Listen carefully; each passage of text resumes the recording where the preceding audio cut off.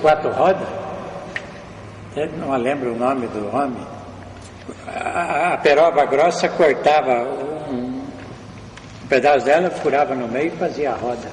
4 rodas fizeram um boteco da largura de 4 metros por 6 de comprimento. Aquilo ali de vez em quando mudava com boiada, amarrava a boiada nele para mudar de lugar. E assim, de comércios, por exemplo, a gente pôde analisar alguns comércios, não vou dizer que era bem no início, mas medianamente entre os anos 26 a 30, como a gente pôde ver aí o senhor Evaristo Monteiro. O senhor conheceu o Evaristo Monteiro? Conheci. Ele era comerciante também nessa parte? O senhor Evaristo era um comerciante médio, muito sincero, um português muito honesto. E eu até cheguei a negociar com ele bem depois, não nessa época. Bem depois. Mas ele, quando iniciou aqui nessa época, ele também já iniciou um ramo de comércio, secos e molhados. O outro também que a gente ouviu falar muito foi no setor de selaria. O senhor lembra alguém que mexeu com essa parte de selaria, Regente Feijó? Diz que dos meados de 25 em diante. O Francisco Biondi, conhecido por Chiquinho. Chiquinho? Foi um dos fundadores dos celeiros aqui da região do Feijó, que trabalhava com selaria. O senhor José Gomes, o senhor falou um pouco dele antes. Acho que ele foi também fabricante de alguma coisa aqui em Regente, né? José Gomes foi sitiante. Teve propriedade aqui. O José Gomes, pai, que era o velho, morou aqui na água da represa, até vizinho do meu pai, um dos fundadores também. Depois, a família venderam a propriedade, se mudaram para a cidade, que é o José Gomes Filho, que tinha aqui o depósito e fábrica de bebida. Foi dos homens que também vieram aqui no início disso aqui. Agora, nas dificuldades do dia a dia, pela falta de recursos, falta até de entendimento de não ter tantas coisas para curar doenças, como o senhor falou, naquele tempo tão difícil, nós tivemos várias pessoas que mexeram na parte da saúde e regência. O senhor lembra alguma, tempo de farmácia, ou médicos mesmo, que puderam ajudar a regente a sair dessa situação que era muito fácil de ter naquela época pelas matas? O farmacêutico teve esse Gaspar e teve um tal de Ribas também, que era um farmacêutico dos que iniciaram isso aqui. E depois, logo no ano de fim de 24 para 25, que veio o Dr. Mário Marcondes do Reis, que se instalou em Regente Feijó e foi o médico que atendeu a região aqui em todos os campos. O senhor conheceu também na parte da farmacêutica mais novas, assim, em relação a isso, Dona Helena de Godoy, depois o Otacílio Silveira, que veio depois. Depois o farmacêutico que veio depois, também que é um dos primitivos quais, José de Oliveira o Juca. O Juca, Firmino de Oliveira. De Oliveira Lima. Ele foi... Foi um dos grandes farmacêuticos. Foi prefeito também, né? Foi um dos primeiros prefeitos. E aí, depois que veio a Dona Helena, veio o Silveira, o Sr. Orlando Silveira. Chegaram o Sr. João hoje, outras coisas, pessoas mais, né? Que fizeram tanto, né? Eles também são bem fundadores disso. Nós tivemos uma época aqui, Sr. Antônio, eu acho que o senhor deve conhecer muito bem ele, que foi o primeiro oficial do Distrito de Paz, o Sr. Avelino Carlos de Lima. O senhor conheceu bem ele, assim? Demais. Ele fazia toda essa parte de cartório. Cartório, fazia. Ele foi um dos primeiros cartorários de Regente Feijó. Conheci muito e meu amigo e homem honesto. Homem firme. Homem que ele falava com você e não errava em você. Só que ele era, se não me engano, era baiano até, mas não lembro. Eu sei que ele era do lado de lá. Do lado de lá, né? Do Nordeste. E quando nós pertencíamos à cidade de Presidente Prudente, era muito difícil conseguir alguma coisa com a cidade de Prudente? Nós sendo distrito de lá? Não. Do que tinha disponível lá, não tinha dificuldade. Minha família ia a pé e voltava a pé em Presidente Prudente quando precisava alguma coisa.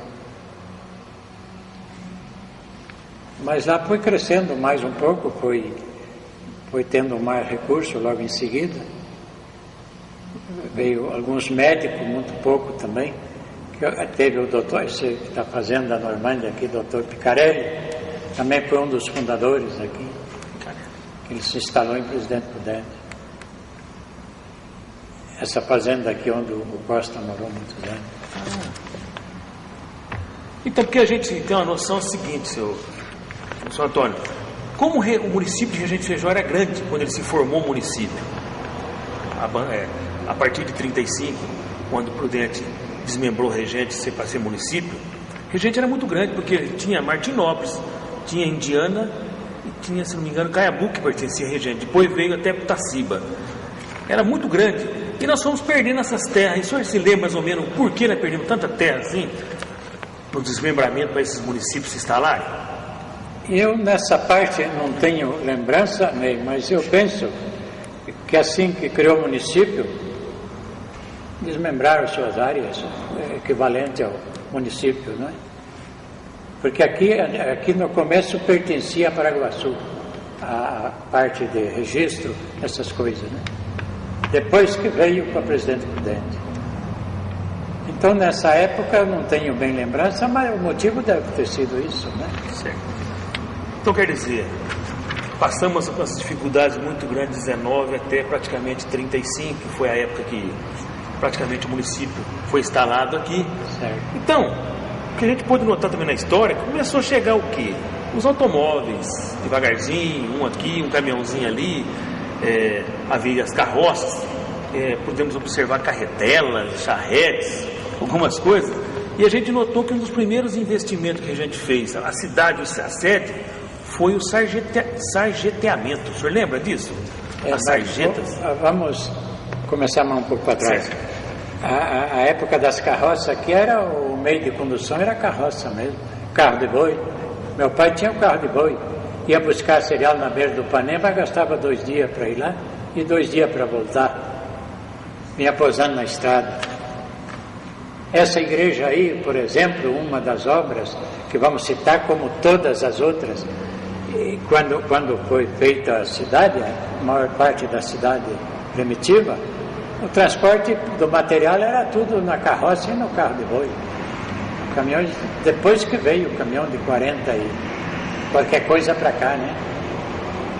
Para poder atender mais ou menos a população. Dá mais conforto, né? Ah, o senhor falou uma coisa interessante sobre a igreja. A igreja parece, antes de ser construída lá onde está hoje, em 1939, se não me engano, ela era uma casa diferente, como que era? Era uma igreja de madeira, na qual eu fui batizado nela. Era uma igreja, mas de madeira, de tábua, né? E aí, quando iniciou essa matriz, o projeto ampliado, grande, né? Aí ela ficou dentro e foram construindo a igreja por fora, até que deu um ponto de precisar desmanchar ela, que essa aqui já estava bem adiantada. As pessoas do município era bem católico, senhor Antônio? Era bem católico, principalmente, mas tinha de outras seitas também, né? Mas era bem católico, a maioria. Colaborava bastante, porque para fazer essa igreja aí, os primeiros padres aí que trabalharam bastante, que eu lembro, o padre Gazola, saía a cavalo aí no sítio, pedia ajuda, não era um saco de café, não, era 10 sacos de café. Se ia dar uma novilha, ele dava 2, porque ele precisava de dinheiro mesmo, senão não fazia. Então o povo colaborou e o povo continua colaborando até hoje aqui. Não só na parte de igrejas, de várias religiões que tem aí, como tudo aquilo que a gente começa, sempre encontra um apoio maciço. O povo é colaborativo. E o senhor achou assim que nesse tempo assim, o desenvolvimento da cidade foi muito grande, as casas foram construídas muito rápidas ou não? Ou demorou por causa daquele caso que o senhor falou que não queria vender muitos terrenos e segurou um pouco, ou ela foi rapidamente chegando pessoas para se instalar na cidade? Ela foi desenvolvida não muito rápida porque a condição econômica era pouca, né? Tem casas do centro aí que foi construída. A farmácia Silveira mesmo é construída daquele tempo, ela é muito velha, né? Então teve alguns dos que tinham mais recursos, já pegava a parte mais favorável para o comércio e construía como foi construído, sim. Mas não foi tão rápido não, porque coisa aqui foi tudo difícil. Aqui a região foi desenvolvida com gente trabalhadora. A maioria colonos de fazenda da Mogiana que veio para cá para fazer o comercinho de vida. 90% colônios. Teve uma festa aqui, que a gente tem um histórico dessa festa, que foi em 1935, quando se instalou o Regente Feijó. E estava presente algumas pessoas que o senhor falou mesmo aí.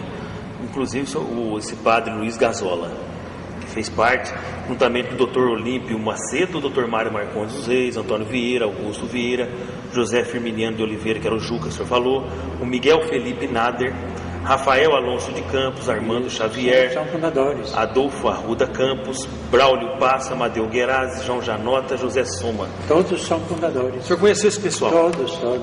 Arruda Campos era o administrador da fazenda Mandaguari. A dona Cotinha era uma das primeiras professoras que lecionou aqui em Regente Feijó. E eu tenho a honra de ter dado o nome de rua para ela no Jardim Santa Rita. Então foi uma grande lembrança. E a gente vê que realmente essas pessoas conviveram no dia a dia, né? Conviveram. E eles tinham esse espírito de conquista mesmo. Teve, porque, por exemplo, esses citados aí que a maioria foram comerciantes, são pessoas que começaram aqui com vontade de vencer, como venceram mesmo. Todos venceram, todos. Os que não morreram, que saíram bem-sucedidos. O senhor, um homem, pessoa física, pessoa normal, que trabalha no dia a dia, participante de vários segmentos da sociedade, religioso, ou até de conselhos, que procura ajudar no dia a dia pela sua experiência de vida, senhor Antônio. O senhor também foi político, o senhor já foi presidente de Câmara, o senhor foi vereador. O senhor lembra quando foi instalada a primeira prefeitura em Regente Feijó, com o senhor Augusto César Pires, mais ou menos em 35? Sabe que essa parte eu não a lembro bem, eu devia até lembrar, mas não estou lembrado bem onde foi. Mas o senhor conheceu esse pessoal? Mas demais. Demais, né? Até que a família Pires tem uma história muito ligada ao senhor? Ligada à família, que não vamos relatar isso, que é particularidade. Mas tinha e tem até hoje. Que a família Pires que vive aqui são todos amigos da família, as famílias são amigas até hoje. Muito importante isso. Interligados, né? Certo. Então, com o tempo a gente vai vendo que a cidade foi crescendo, a cidade foi se modificando, e a gente não poderia deixar de falar também das serrarias, de novo. Serrarias. Por exemplo, a aviação tinha serraria, aviação São Paulo, Mato Grosso, o senhor falou aí. Outras pessoas que vieram depois, tipo Ernesto, o Felipe Berno, José Soares, o senhor falou já. Tudo isso adivinha da nossa floresta, a madeira? Sem dúvida. E ela ajudava a construir a cidade também. Sem dúvida. Serraria Soares, que estava aqui próxima à propriedade do meu avô, do meu pai, era uma serraria até boa. A madeira estava encostada, que puxava a madeira com boi, porque madeira tinha demais. Então o que acontecia? Embarcava, vendia madeira para São Paulo, madeira serrada. Que depois foi feita estrada de terra para puxar com boi. Ele tempo puxava com carretão, com carreta, com roça de burro. Embarcava a madeira serrada para São Paulo e outras cidades aqui da Alta Sorocabana. E logicamente vem as olarias. Olarias também. Que ficam mais perto para pegar esse material para as construções, né? Principalmente a parte de tijolos e telha que usava nas construções, com mais a telha. O senhor chegou aí, estava criança, passou toda essa fase difícil na ajuda de construção. Aí os seus irmãos praticamente ficaram nessa região mesmo? Todos. Todos. Algum casou e saiu, mas poucos. Vive aqui até hoje. Só tem 2 irmãs fora. Quer dizer, gostou do lugar, né? Gostou. Porque começou nele e pretende, se Deus quiser, estar com nós até, e acredito eu, vai ser muito tempo, porque o senhor é imprescindível para a nossa cidade. Agora, e o tempo vai passando. O tempo foi passando, a gente foi vendo, falamos de café, falamos de tudo que aconteceu aqui, da cidade crescendo aos poucos.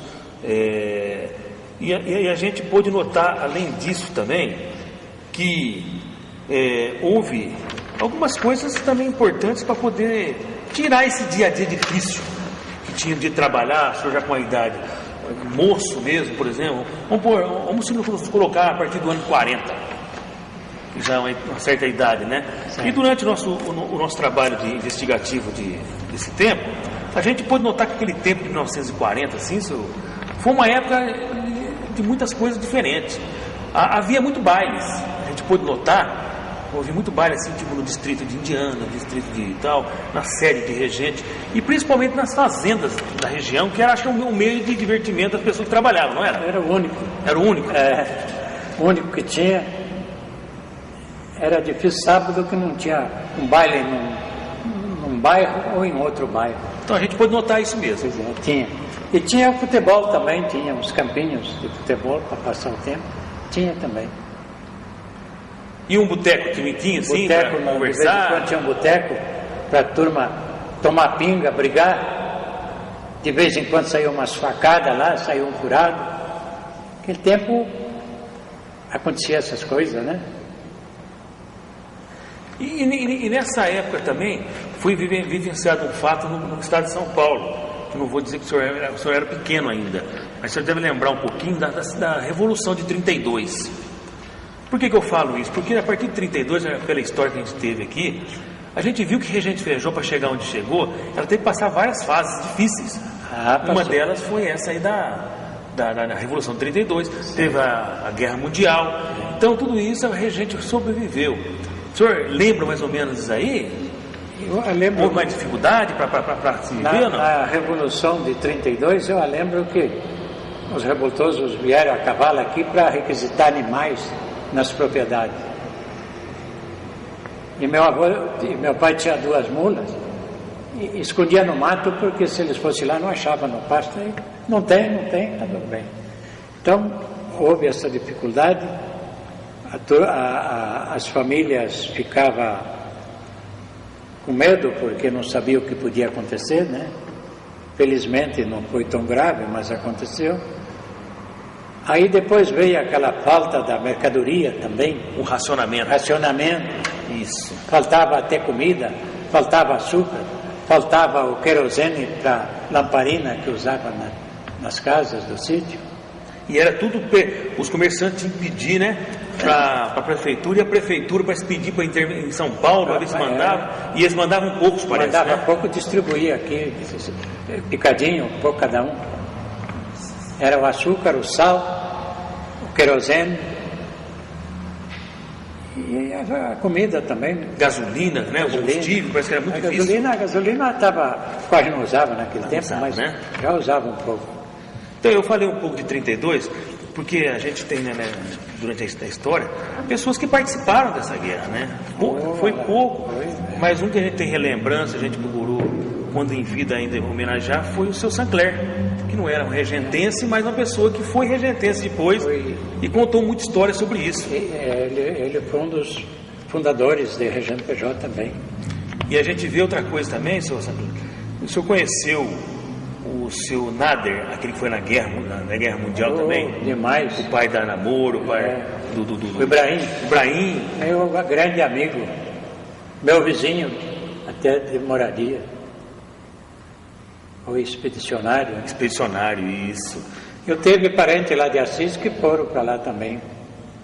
E essa Segunda Guerra Mundial foi isso que resultou, que o senhor falou, foi um racionamento muito grande, né? Era muito difícil conseguir as coisas. Difícil, tudo difícil. E nesse tempo também, assim, em diante, senhor Antônio, aí veio praticamente o transporte, né? Assim, o automóvel mais, a jardineira. O senhor conviveu bem com esse tempo aí? A jardineira, aquela que o banco era atravessado, aberto aos lados, era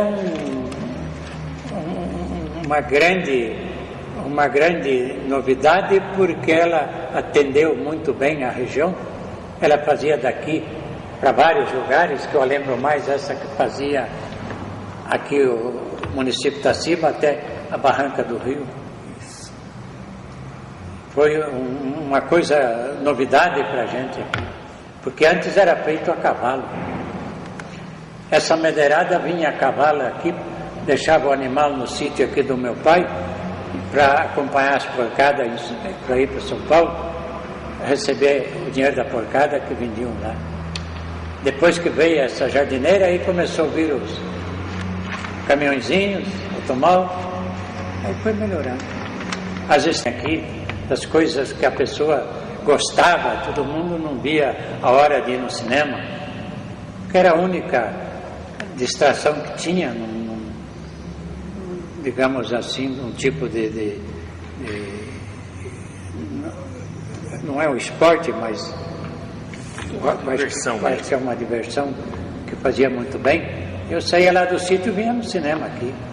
Às vezes não de noite, quando tinha matinê, vinha no matinê para não ir embora de noite. Então, mas isso foi com o tempo. Então, quer dizer, onde eu queria chegar... O senhor casou quando? 1948. Isso, então foi um pouquinho... Foi antes. Então, me diga uma coisa, como o senhor encontrou a sua herdeira aí? Como que foi? Foi familiares? A minha esposa é filha de família Buzinari, que veio aqui na região logo após a minha família. Fundadores também. Luiz Buzinari, conhecido por Luiz Borto. Onde tem a praça lá embaixo, então? Ele Luiz foi um dos Buzinari. fundadores. Entendi. A praça era a área dele ali, quando ele veio certo. para a região Pejó, comprou uma chácara aí. Então, por aí, foi onde eu descobri a minha outra metade, né? O senhor estava no sítio ainda ou já estava na cidade? Sítio. No sítio. E eles também no sítio. Aí o senhor veio para a cidade muito tempo depois? Depois de casado, a gente casou em 48, moramos no sítio até 52. 52 eu mudei para Inhumas, não, 54. Saí do sítio, fui para Inhumas, na propriedade minha lá. Morei um ano lá e voltei, vim para a região do Pejó. Agosto de 1955, viemos para a região do Pejó. Estamos aí até hoje. Isso é muito importante. E então, dando continuidade nesse mesmo relato do senhor, a gente vê também que de todas essas inovações que teve, tipo, chegou o cinema, chegou a jardineiros, automóveis, algumas pessoas que tinham automóveis, pelo que nós fizemos nossa pesquisa, eram pessoas que tinham bens mesmo, né? Que eram doutores, que eram pessoas que tinham alguma firma, né, tal. E a gente vê muito caminhões de aluguel. Teria que ser para o transporte da mercadoria, muitas vezes, né? Naquele tempo tinha muito movimento, né? Muito movimento. Muito movimento. Quer dizer, com um caminhão, a pessoa que tinha um caminhão, ele ganhava mais do que no sítio. Meu pai, com carro de boi, ganhava mais fazer frete do que no sítio. Um carro de boi. Mas tem uma coisa boa também, que quando você falou do cinema, nós às vezes vinha aqui para ver o trem, pagava R$400, que era fechado, e para chegar na plataforma onde o trem parava, pagava R$400. Só para ver? Só para ver o trem. Aquilo lá era a maior alegria do pessoal. Aquilo para nós era uma novidade. Nós saía lá do sítio e vinha aqui para ver o trem. Era uma coisa boa, uma coisa nova. Outra coisa também que a gente procurou notou também, do desenvolvimento que foi tendo durante os anos, a gente viu algumas coisas que ficam marcadas até hoje. Hoje até muito mais porque foi feito várias inovações e hoje ela também é ainda, para a região, um lugar muito bom para se visitar, que era a Fonte Luminosa, que não era fonte antigamente, era uma praça, né? Lá antigamente era um jardim, né? Um jardim. Era o único que tinha para a juventude passear à noite, e os casais também, quem quisesse, né? Aí depois o Khalil Macari colocou a ponte, né? Botou aquela viagem lá e fez aquela parte luminosa. E hoje está uma beleza, né, senhor? Hoje está um espetáculo. Senhor vê, eu tenho procurado, por exemplo, igual na nossa situação política, a gente viu que a Câmara, a gente procurando ver durante os tempos, a Câmara e a Prefeitura mudavam muito de local. Ou era um lugar e até chegar onde está hoje. E a gente procurou também ver, e a gente faz uma pergunta aqui, talvez não seja o primeiro, mas foi uns que mais fizeram para a região de Feijão nessa parte que foi de construção. O senhor conheceu o Máximo Josias Neto? Conheci demais. Realmente ele era um construtor mesmo? Ele era um construtor credenciado. Credenciado, né? Foi um dos primeiros construtores credenciados aqui em Região de Feijão. E uma das obras que eu queria falar, e nós falamos já anterior um pouco, mas eu queria que o senhor enfatizasse mais, a igreja foi uma coisa de pessoas que tiveram ideal para construir aquilo lá, né, senhor? A igreja... As dificuldades na época, né? A igreja foi projetada, que eu não lembro quem foi os engenheiros que trabalharam na obra do planejamento da igreja, mas foi bem projetada, portanto que ela é uma igreja que está até hoje, você não vê um trinco, você não vê nada. E realmente a população participou? Participou, foi feita com dinheiro do povo. Como fizemos muitas obras aqui. Até hoje, né?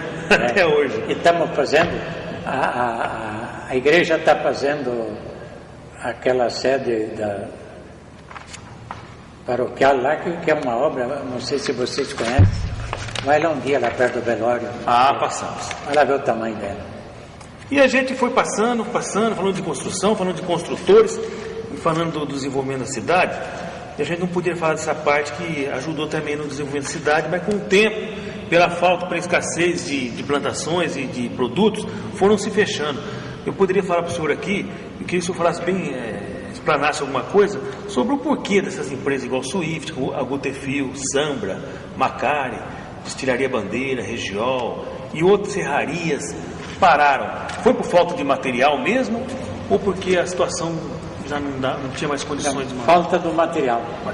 Serraria, por exemplo, a Swift tinha a fazenda, que só na fazenda ela montou a serraria para serrar o madeiramento que tinha na fazenda, né?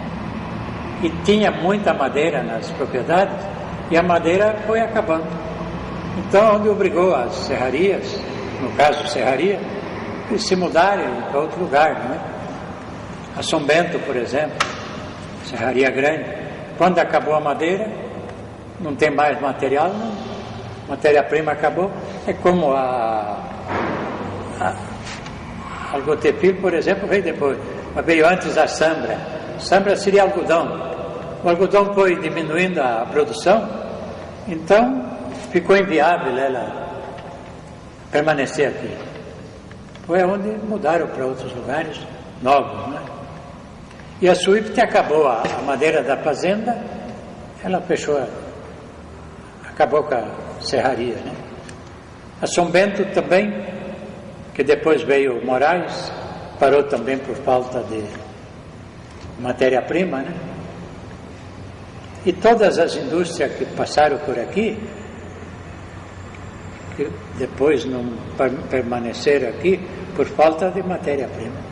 Então isso quer dizer assim, senhor Antônio, o senhor que contou uma trajetória de 1919, aquelas dificuldades de chegar para construir a casa dos seus familiares, né? Tem que fazer picadas, tanta mata.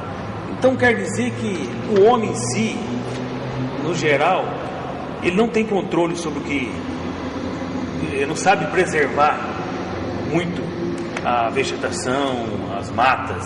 E através dessa cuidado com isso, a coisa desapareceu e hoje nós estamos dependendo de outros locais bem longe para ter esse material. É porque, exemplo, madeira. Madeira demora 150 anos para voltar, se for ver a madeira natural, né? O eucalipto vem com menos. Então,